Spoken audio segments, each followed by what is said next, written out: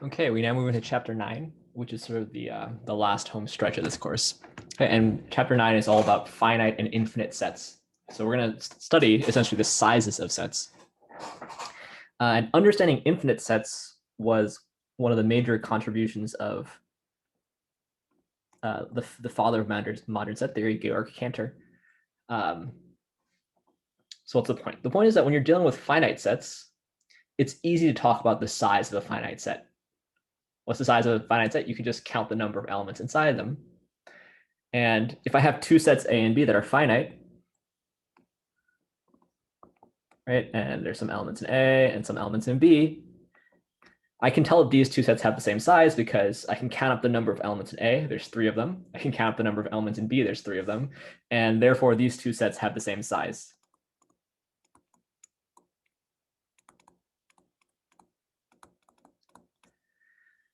But once you have infinite sets, it becomes tricky to talk about the size of infinite sets because you can't just count. Right? Even for the integers, you can't just count. And the key idea, this is the key idea that Cantor had, which is to compare two sets, like the sizes of two sets, pair them up. In other words, if you can always pair up an element of this set with an element of this set, or an element of A with an element of B, another element of A with another element of B, and at the end, you've paired them up evenly, then you should say that those two sets have the same size. So for example, for A and B, I can pair this element with this element, I can pair this element with this element, I can pair this element with this element, and every element has been paired up. And so they have the same size, even if I don't know that they have 3 elements, right? So this doesn't require me to be able to count the number of elements in A or the number of elements in B. Right? It's in fact even useful even in the finite case. So if you have, let's say you go to the Super Bowl in normal times and there's, I don't know, tens of thousands of people at the Super Bowl, and you try to count the number of people there and you try to count the number of seats, then you're going to have a bad time.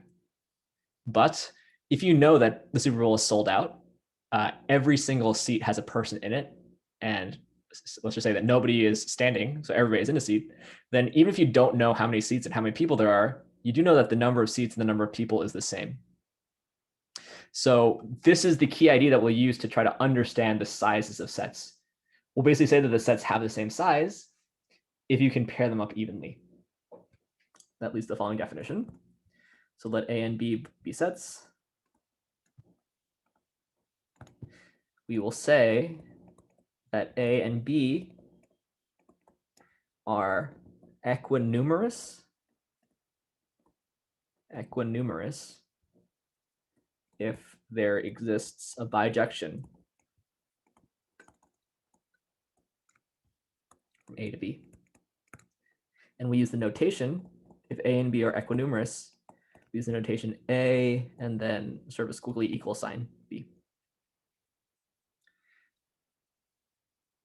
So equinumerous means like same number or equal number. That's why I'm using it here. Your book uses the term equivalent, but I think equivalent is like way too broad a term to be using for this particular circumstance. So I will use the term equinumerous. And then for those of you following along with LaTeX at home, the way to get this symbol is \approx. Because you sometimes will use this for like, you know, these two numbers are approximately the same. But for us, we'll use it for equinumerous sets. Okay, and a fact is that if A and B are finite,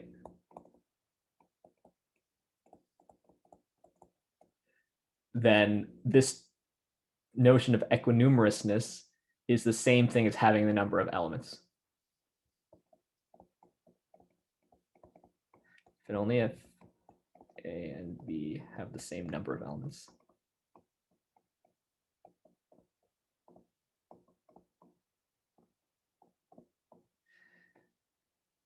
So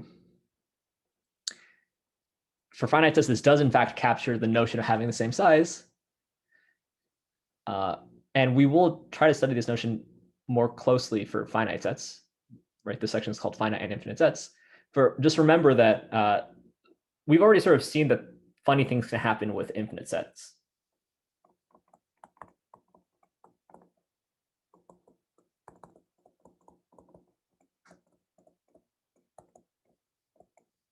Back when we were talking about bijections, we saw, for example, that the set of natural numbers, there's a bijection to the set of integers, right? Where you send like 0 to 0, 1 to 1, 2 to -1, 3 to 2, 4 to -2, etc. That means that the natural numbers and the integers are equinumerous, even though it seems like the integers are larger. So we have to realize that for infinite sets, our intuition may be off a little bit. We may need to check our intuition because once we have a precise definition, the definition overrides the intuition. Okay, but one lucky thing about defining equinumerous in this way, there exists a bijection between the two sets, is that we've already spent a good amount of time studying bijections. So we have the following facts, which we've either proven or we can prove. So we know about bijections already.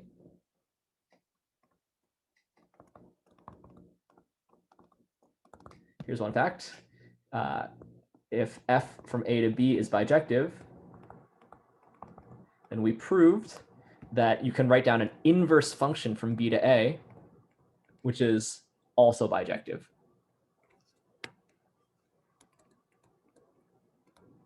I actually don't remember if we proved that the inverse is bijective, but it's a thing that we can definitely do. I think we did. Okay, the second thing that's true about bijections is the existence of an identity function. So let's define I sub A to be the function from A to A by what it does to an element X is it just spits out the element X for all X in A. This is the identity function on A.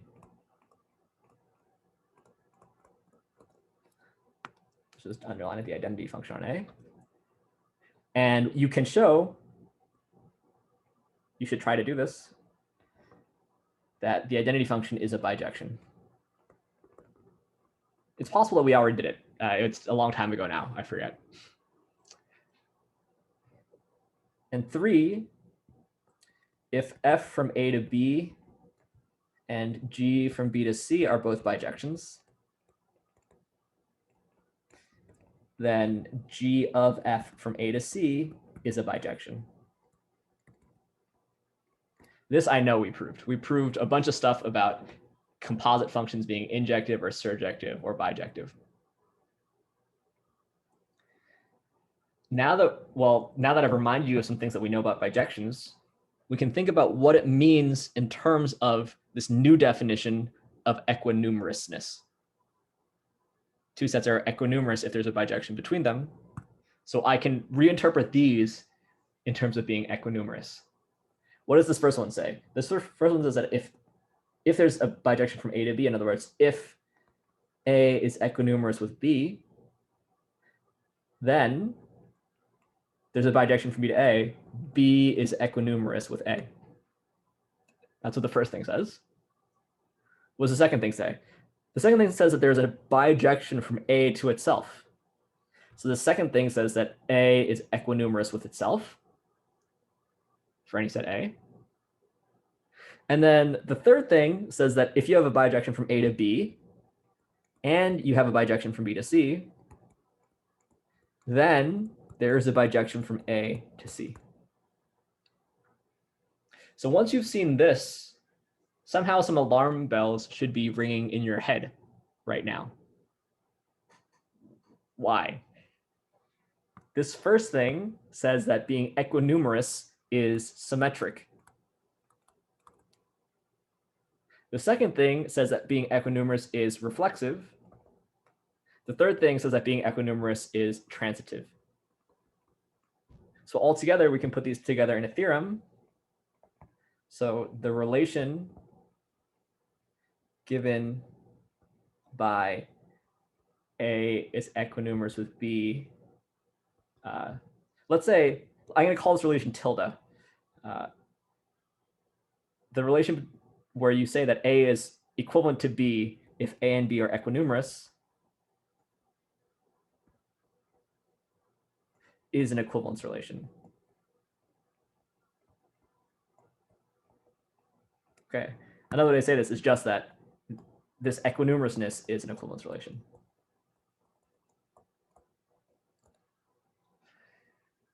And this is a good thing, right? Because what we want is we want this notion of equinumerousness to capture the idea that two sets have the same size. And if A and B have the same size, then it better be the case that B and A have the same size if that definition is the correct one. Also, every set better have the same size as itself. Also, if A and B have the same size and B and C have the same size, you really want to say that A and C have the same size. So whatever our notion of having the same size is, better be an equivalence relation. And it turns out that this notion of equinumerousness is somehow the correct or most useful notion. Okay, so this is the big breakthrough of Georg Cantor in the 1800s. It's a very elegant idea. And it's really when mathematicians first got a grasp on understanding sizes of infinite sets. But before you can understand infinite sets, you better first understand finite sets. So we'll devote a little bit of time to talking about finite sets first. This is section 9.1.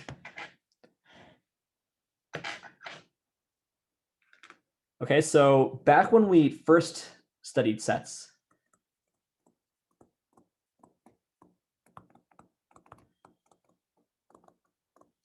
I said that if A is finite, then the cardinality of A, it's a word I already used, denoted like this, or sometimes denoted with the absolute value bars, was just the number of elements in A.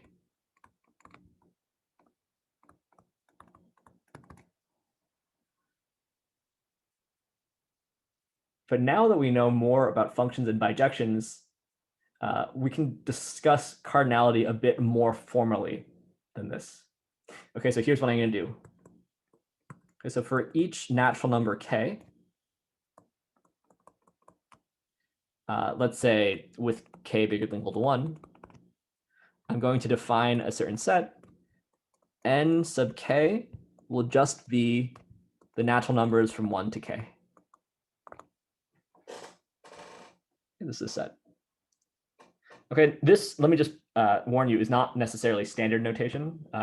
To me, the more standard notation for this set is brackets k, but that would be confusing because we're using brackets for equivalence classes in this class.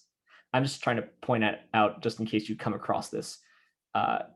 Some people by this mean the interval from 1 to k inside of the natural numbers, but I will use this n sub k because that's what your book uses. Okay, now here's the definition. A set A, we call it finite if either A is the empty set, so the empty set counts as a finite set, or there exists a natural number k such that A is equinumerous with n sub k. Okay, so if you think about it, we actually don't have a definition of finite set up to this point. Here, I've defined what it means for a set to be finite. Either it's empty, or you can put it in bijection with the set of the first k natural numbers for some k. That's what it means to be finite.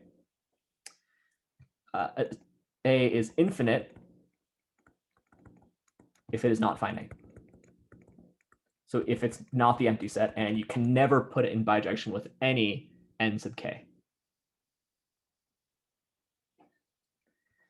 Okay, if A is equinumerous with n sub k, we say that A has cardinality k. And we'll write, in this class, we'll stick with our card of A equals k. Okay, and then the one thing I haven't defined is the empty set. We say that it has cardinality 0. Or cardinality of the empty set equals 0. So this is the formal way to try to understand finite sets and talk about their size. You say the set is finite if you can put it in bijection with the first k natural numbers, and then whatever that k is, you call the cardinality of your set.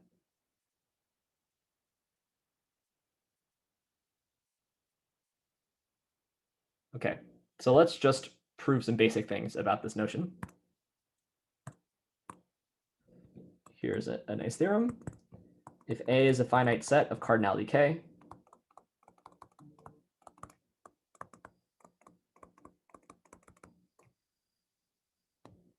right, greater than 0, so you have a cardinality, and A is equinumerous with B, then the cardinality of B equals k. In other words, a set will have cardinality k, right? By definition, it has cardinality k if it's equinumerous with the first k natural numbers. But what this result says is that if you're equinumerous with any other set with cardinality k, then you have cardinality k. Okay, so the proof is actually rather straightforward. So let's prove this by direct proof. So suppose A is finite and k is a natural number such that the cardinality of A equals k.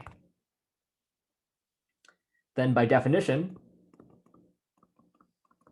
this means that A is equinumerous with n sub k. So there exists a bijection, let's just call it F, from, you know what, we already have a theorem that I can use. So by definition, A is equinumerous with n sub k. Right, we are also assuming that A is equinumerous with B.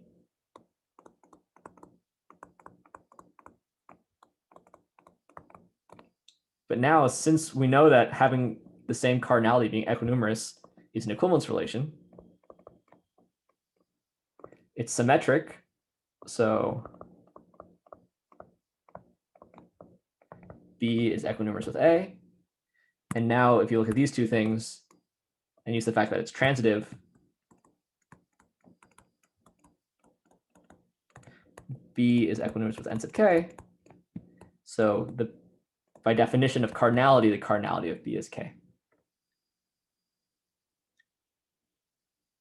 Right. Hence, I mean, that's what I wanted to show.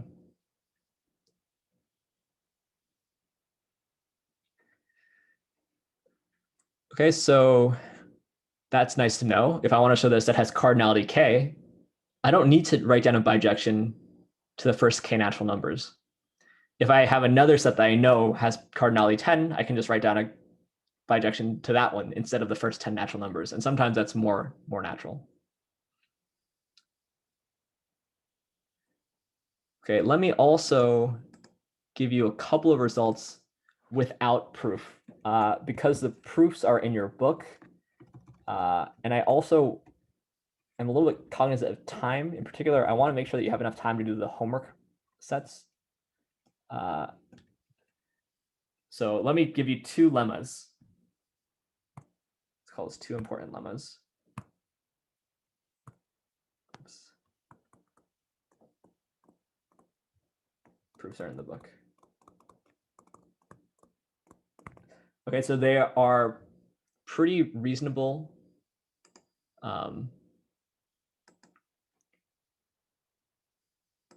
They're pretty reasonable results. Like, they're not surprising. However, the proofs are a little bit technical. So you should take a look at the proofs in your book, but it's a little bit more technical than I want to get. So here's the first lemma. If A is a finite set and X is some element that's not in A, then if I add X onto A, if I take the union of A with a set containing X, this set is also a finite set. And the cardinality of this new set is just the cardinality of A plus 1. The cardinality goes up when you add it goes up by 1 when you add a single element. Okay, so again, not surprising. If I take a set and I add something new to the set, if I take a finite set and I add something new to the set, it stays finite and the cardinality goes up by 1. And the point is just that you need to do some technical work. You write down a bijection from A to n sub k because it has cardinality k. Then you define a new bijection. Let me just sort of tell you how you do this. You define, so here's a sketch. Since A has cardinality k, what you do is you just write down a bijection. So exists a bijection. It's called f from A to n sub k. Then you construct, right? So this exists by hypothesis. What you do is you construct a bijection here where basically for everything else in A, you map it to where it went before. And X you map to k plus 1. And then you prove that G is a bijection. Since G is a bijection, this will show that this set is equinumerous with the first k plus 1 natural numbers, which shows that this set is finite and has cardinality 1 bigger than before.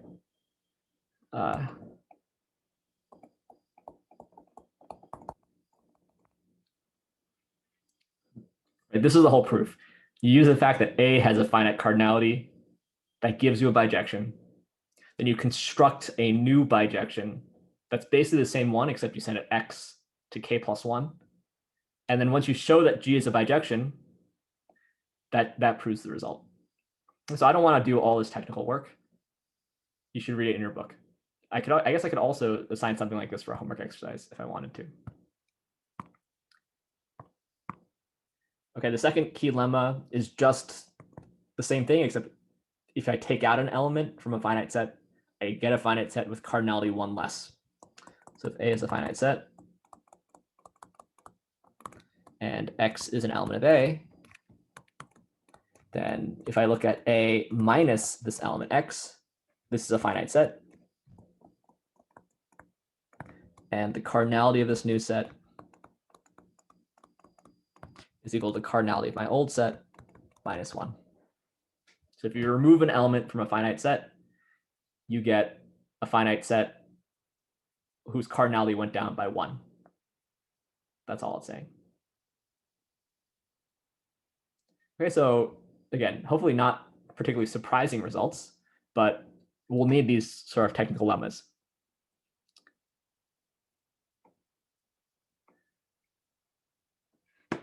Okay, let me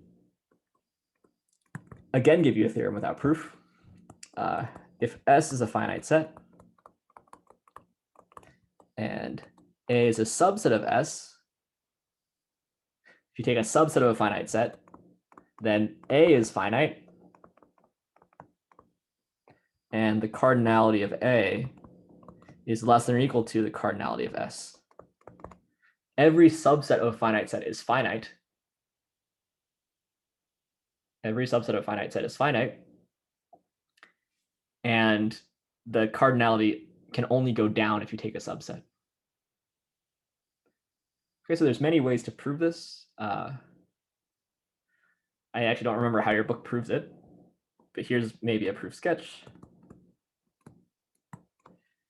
What I guess you need to prove that one way to prove this is to prove that any subset you can get by taking away elements from S one at a time. So you just take away elements one at a time, right? This notation is kind of horrible, but you can prove that you can get A by taking away elements one at a time. And then you just use the previous lemma, which is that at every step, the cardinality goes down by 1. And the result is a finite set, right? So this thing is finite with cardinality 1 less, and this thing is a finite set with cardinality 2 less than the original set, and you keep going. Or I guess you could try to cook up a bijection, but that seems a little bit trickier, right? Another way to do it is, you know that S is finite, so there's a bijection from S to N sub k. And then you could try to cook up a bijection from A to some smaller N sub j. But you don't have that much control. So I think this is probably a little bit trickier. So this can be done. So then construct a bijection G from A to some N sub j with j less than or equal to k. But I think this is trickier. So I think probably your book does the first approach, but I don't actually remember. But the reason I mentioned these theorems is because I want to really prove a corollary using these theorems. Okay, so here's the corollary that I want to prove.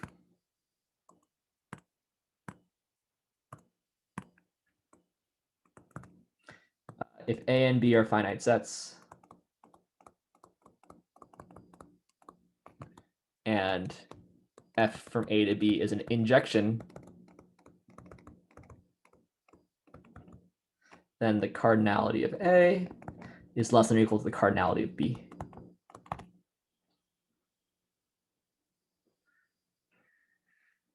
Okay, so here's the way to think about this. If you have a bijection between two sets, it means that they have the same size.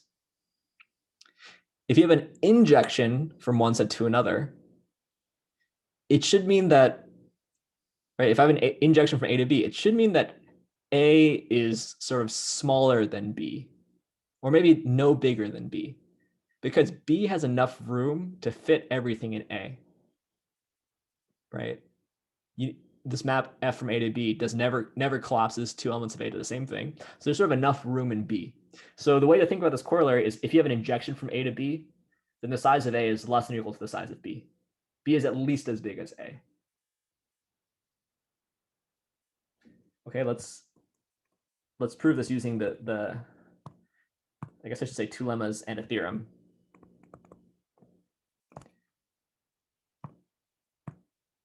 Let's prove this using the lemmas and theorems that I gave without proof. So let's suppose that A and B are finite sets, and there's an injection.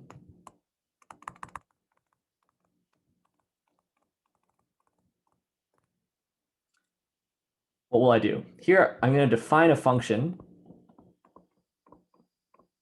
G from A to the image of A under F by G of X equals F of X for all X in A. Okay, what am I doing here? This is very good. Blue is always for your benefit, right? It's not in the proof. So we have some injection from A to B, which means that every element of A maps to a distinct element of B, but maybe there's some elements of B left over. That's okay. So this is just an injection. What I'm doing now is I'm defining a function from A to just the image. The screen set here is F of A. That's the image of A under F. And the rule that I'm taking is just the same exact rule as defined F. So this green function, that function is the function I'm calling G. Okay, that's all I'm doing here. Given an injection, I can restrict the codomain to just the image of F. Now, since F is an injection, we claim that G is also an injection.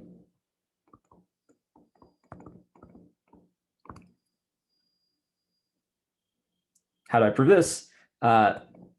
If you have two different elements, so if I take two elements in my domain with X not equal to Y, this implies that this implies that F of X is not equal to F of Y because F is an injection. But f of x is just the same thing as g of x. Maybe I could do it like this. And f of y is just the same thing as g of y. G takes the same exact rule as f, which means that for any two elements in the domain of G, if they're different, if x and y are different, then g of x and g of y are different. Right, so this thing, I should say, since f is an injection,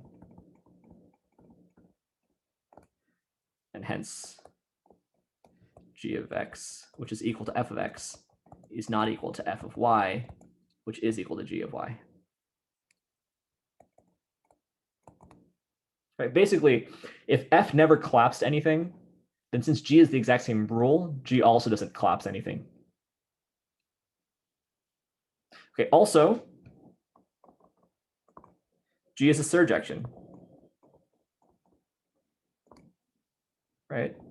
Because for any y in f of a, for everything in the image of f, since it's in the image of f, there exists an x in a such that f of x equals y. Right? F definitely hits everything inside of its image. But remember, g is the exact same rule as f. So then g of x is equal to y. So g actually hits everything inside of its codomain.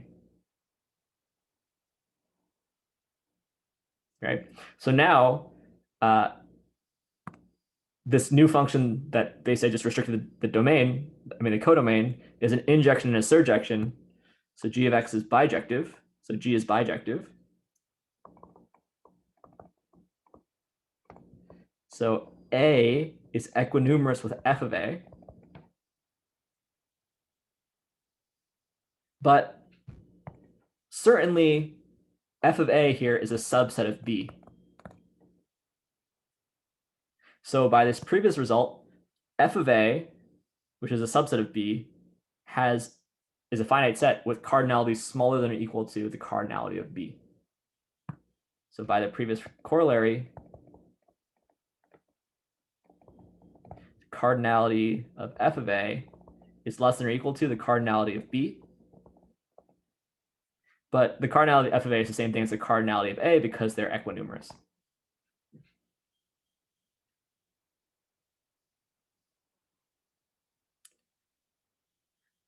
Okay, so this just says if you have an injection from one finite set to another, then the domain is smaller than or equal to the codomain.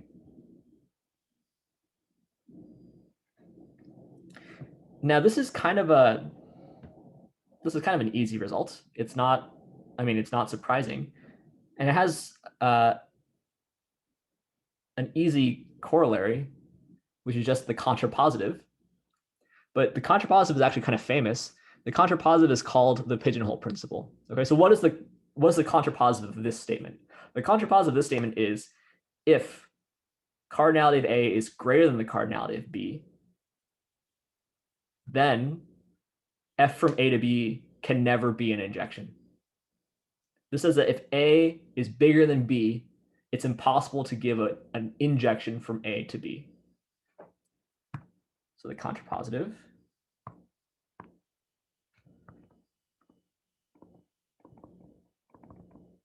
is a very famous theorem called the Pigeonhole Principle.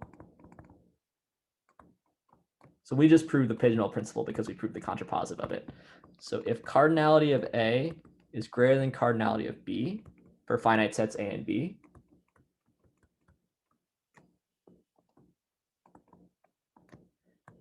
then any function f from A to B is not an injection.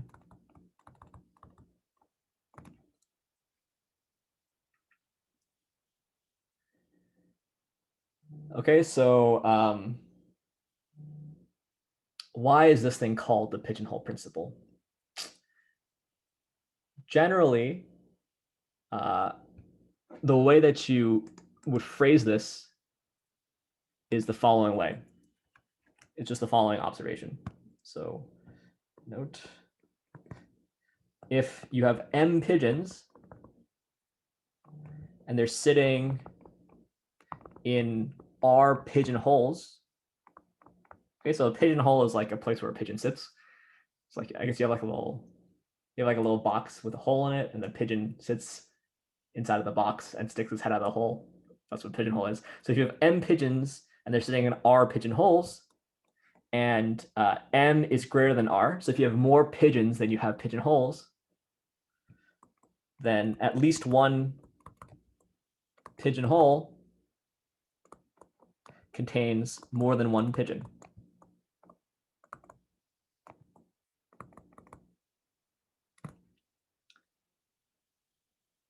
If I have 8 pigeons and 5 pigeonholes, then I definitely know that one of my pigeonholes has more than one pigeon in it.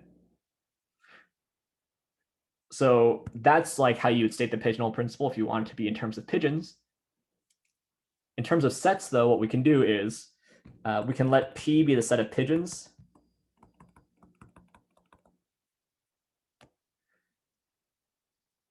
So the cardinality of P here is M. And I can let H be the set of pigeonholes with cardinality R. And if you assume that M is bigger than R, then we're in the setup. And now I can define a function. Let's define a function f from P to H that takes where f of a pigeon is equal to that pigeon's pigeonhole. Uh-oh. Yeah. I have a function from the set of pigeons to the set of pigeonholes where for each pigeon, I tell you which pigeonhole it's sitting in. Since P has cardinality that's greater than the cardinality of H, by this theorem, F cannot be an injection.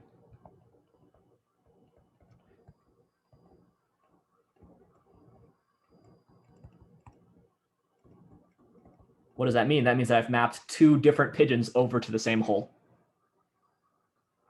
Okay, so it's, on the face of it, it's a really obvious theorem.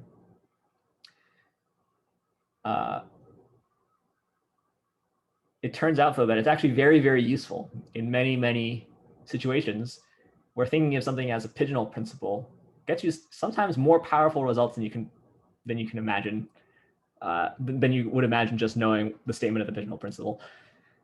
Let me actually beef this up a little bit because you can do a bit better than what I've stated. So for example, if I had like 100 pigeons inside of just 2 pigeonholes, you could actually conclude not just that one of the pigeonholes contained more than one pigeon, but actually one of the pigeonholes must contain at least 50 pigeons, right? Because if you had 100 pigeons and 2 pigeonholes, if they both contained less than 50 pigeons, then you wouldn't actually have 100 pigeons sitting in your pigeonholes. So the pigeonhole principle is saying something almost too weak in terms of numerics.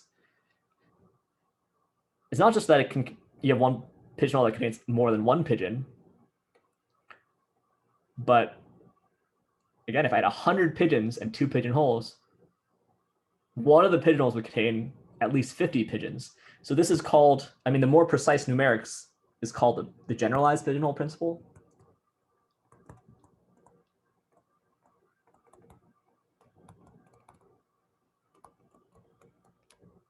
Which is if you have m pigeons inside of r pigeonholes, and you have more pigeons than pigeonholes, then at least one pigeonhole contains at least the ceiling of m over r pigeons.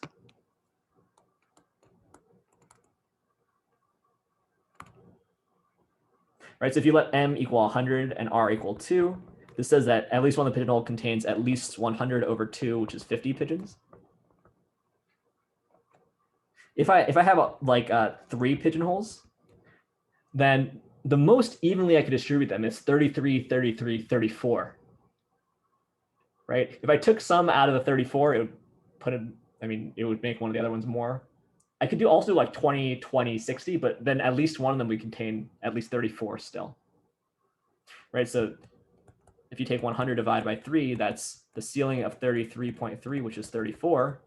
So if you have 3 pigeonholes and 100 pigeons, then at least one of the pigeonholes has to contain at least 34 pigeons. Because again, the most evenly you could distribute them is 33, 33, 34. If you go less evenly than that, all you're doing is you're just adding more pigeons to the greatest pigeonhole. So this generalized pigeonhole principle is a more sensitive theorem. This isn't just saying it's not an injection, but it even tells you how badly your injection fails. At some point, you actually have to map roughly m over r elements to the same element. Okay, the reason that I wanted to tell you this generalized pigeonhole principle is to give you a really nice result, which is part of a theorem called Ramsay's theorem. And it's a non-obvious result. So let me tell you the theorem. So this is a corollary of Ramsay's theorem. Or it's related to Ramsay's theorem. Let's not say it's a corollary. It's related to Ramsay's theorem. I'm not going to tell you what Ramsay's theorem is, but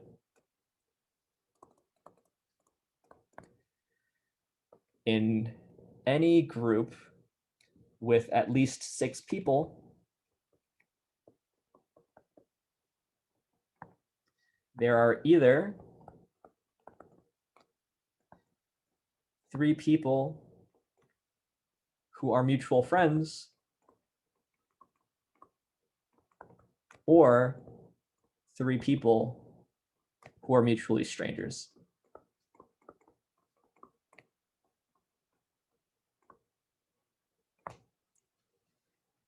Okay, so here I'm imagining that between any 2 people, either they know each other or they don't know each other. If they know each other, I'm calling them friends. If they don't know each other, I'm calling them strangers. And I'm assuming that, like, if I know you, then you know me. Right? I'm assuming that being friends or strangers is symmetric. But with those assumptions in place, I think that this is pretty non-obvious. If you take 6 people, then you could think, okay, well, maybe some of them are friends, some of them are strangers, but I'm not going to be able to find 3. I mean, maybe I won't be able to find 3 where they're all friends or they're all strangers, because maybe 2 of them are friends and one of them knows this third person, but the first person doesn't know the third person.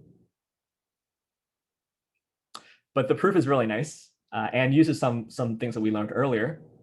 So here's the proof. Okay, so represent the people by a graph. So represent the people and friendships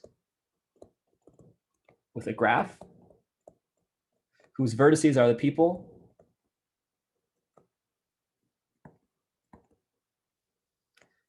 and edges are determined by friendships. Sorry. And draw on all edges. Okay, so we have at least 6 people, maybe more. And what I'm going to do is I'm going to draw on all the edges. But what I'm going to do is I'm going to color these edges. So let's make the edge red if the people are strangers, and make it blue if they're friends. So let's just do this kind of randomly. Okay. So maybe these people know each other, these people know each other, these people know each other, and maybe these people don't know each other, these people don't know each other, these people don't know each other, these people don't know each other, these people don't know each other, these people don't know each other. Maybe these people do know each other. These people do know each other. Have I drawn in all the edges? 4, 6, 2. Yeah, I'm missing at least this one. Okay, so I try to draw them kind of randomly to try to avoid having 3 of them all be friends or 3 of them all be strangers. I don't think I've actually succeeded at that, though, because it's impossible to succeed at that. So what this theorem is saying in terms of this picture, so the theorem is equivalent to any coloring of the graph contains either an all red or all blue triangle, or both actually. It's inclusive or. What the theorem says is you take at least 6 vertices, you draw on all the edges, and you color them either red or blue. Then you're guaranteed the existence of either an all red triangle or an all blue triangle, which is, again, I think non-obvious. Okay, so in this picture, this is an all blue triangle, which was guaranteed to exist by Ramsay's theorem. It might actually be even the only one, the only all blue or all red triangle. Now, how do you prove this? Here's the proof. So consider any group of at least 6 people.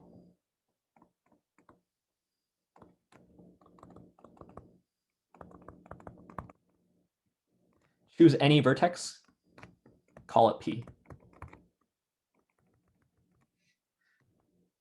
Now, the point is that since every single person, right, if you're person P and you look at every other person at the party, you're either friends or you're strangers with every single person, which means that there are 5 edges that leave P, and some of them are red and some of them are blue. But generalized Pigeonhole Principle says that at least 3 of them have to be the same color. Maybe red, maybe blue, but at least 3 of them have to have the same color. So 5 edges leaving P, at least 3 are the same color. So let's just imagine that the color is red. So we have 3 red edges or 3 blue edges, but in this case, we have 3 red edges leaving P. Now we can look at where these edges go to.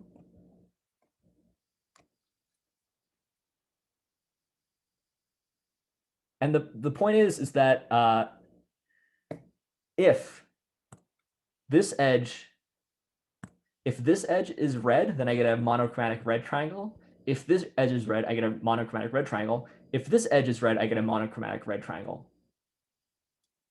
So if any of those edges are red, then I have a monochromatic triangle. I have an all red triangle.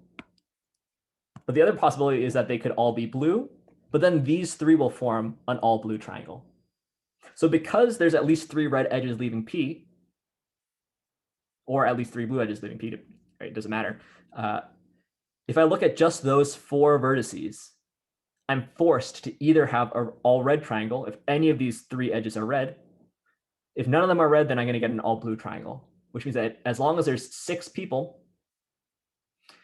there's a group of 3 of them that are mutually strangers or mutually friends, which I think is a really non-obvious result. And the proof is basically just the Pigeonhole Principle plus a little bit of graph theory.